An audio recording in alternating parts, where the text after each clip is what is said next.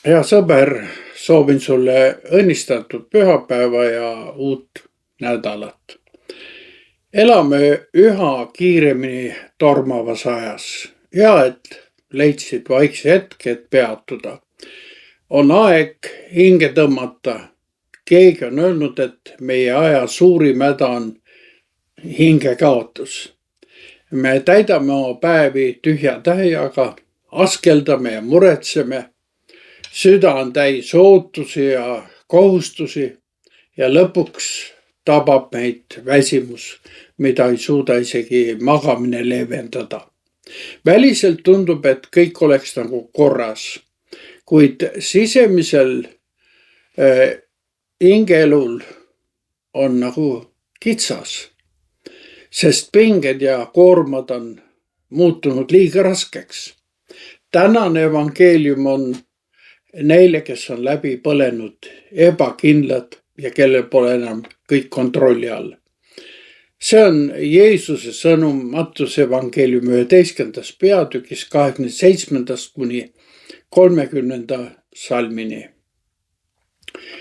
Kõik on mu isa andnud mulle ja keegi muu ei tunne poega, kui vaid isa, ega ükski tunne isa, kui vaid poeg ja see, kellele poeg seda iganes tahab ilmutada.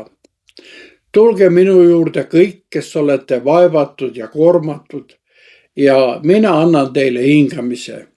Võtke enda peale minu ikke ja õppige minult, sest mina olen tasane ja südamelt alandlik ja teie leiate hingamise oma hingedele, sest minu ikke on hea ja minu koorem on kerge. See on Jumala sõna ja püha evangeelium. Jeesus oli kogenud oma tegevuses tagasilööke. Linnad, kus ta oli teinud imesi, ei võtnud teda ikkagi vastu. Religioosne eliit oli kriitiline. Kuid selle asemel, et kibestuda, Jeesus hoopis tänab oma taevast isa. Ta väljendab täielikku usaldust isa plaani suhtes ja sellest usaldusest kasvab välja kutse. Tulge minu juurde kõik, kes olete vaevatud ja koormatud. Jumala tee jääb sageli varjatuks tarkadele ja arukatele. Neile, kes toetuvad vaid oma tarkusele ja analüüsivõimele. Tahtmatult küsid, kas ma pean siis intellektuaalselt kuidagi manduma, et saada heaks Jeesuse järgijaks. Ei, Jeesus peab väetital silmas nii-öelda nagu sellised lapsemeelsed siiraid,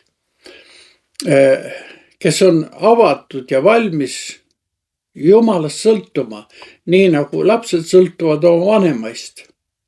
Jeesus ei sea uusi tingimusi. Ta ei ütle, et kõigepealt sea oma elu korda ja alles siis võid tulla. Kuid ometi ütleb ta midagi kummalist, midagi, mis kõlab tingimuslikuna. Võtke enda peale minu ikke ja õppige minult. Miks peaks väsinud ja vaevatud inimene võtma endale veel ühe ikke? Kas ei piisa juba edukuse ikkest, mis paneb meid muretsema oma staatuse pärast? Või täiuslikkuse ikkest, mis kurnab meid tundega, et me pole piisavalt head? Või muretsemise ikkest, mis sunnib meid kandma homse päeva koormaid juba täna? Igal juhul seostub ikke meile raske töö ja orjusega. Jeesus annab siin aga vastused toonaste ja kaasaegsetele orjastajatele. Mis mõttes? Jeesuse ajal oli ikke vahend, millega seoti kaks ärga, vankri või adra ette. Kui Jeesus ütleb, võtke enda peale minu ikke, siis tegelikult kutsub ta meid oma kaaslaseks, oma partneriks. Ta ütleb, ära vea seda koormat üksi, teeme seda koos. Ma olen sinu kõrval. Me veame elukoormat koos. ta võtab oma kanda isegi selle koorma raskema osa. Jeesuse ajal tehti ikket sageli konkreetsetele loomadele, nii-öelda rätsepatööna, et see ei hõõruks ega teeks haiget, vaid täpselt vastaks selle looma nii-öelda figuurile. Selles mõttes ongi Jeesus ikka hea ja kerge. See on loodud täpselt sinu eripära arvestades. Jumal tahab, et sa saaksid elada ja töötada just sellisena, nagu oled loodud. Aga kui me siis leiame, kuidas siis ikkagi leida hingamist oma hingele? Mida see praktikas tähendaks? Kreekakeelne anapausis viitab sügavale rahule. Sa saad hinge tõmmata ja rahuneda. See rahu ja hingamine on võimalik Jeesusega koos käies, temalt õppides. Ta ütleb, õppige minult, sest mina olen tasane ja südamelt alandlik. See võib tähendada lihtsalt vaikust, lihtsalt kohalolu, kus me laseme lahti oma mõtetest ja muredest ning hingame koos Issandaga. Me ei pea Jumalale midagi tõestama ega tooma.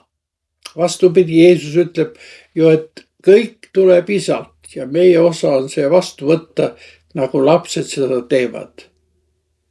Võta selleks päevas 2-3 minutit.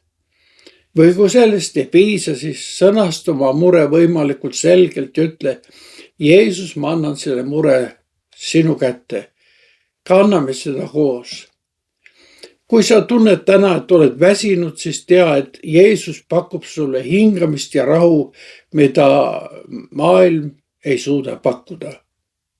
Tema ikka, see armastus ja osaduse side ei ole koormav, vaid muudab elukoorma kandmise sulle jõukohaseks, sest ta kannab seda koos sinuga.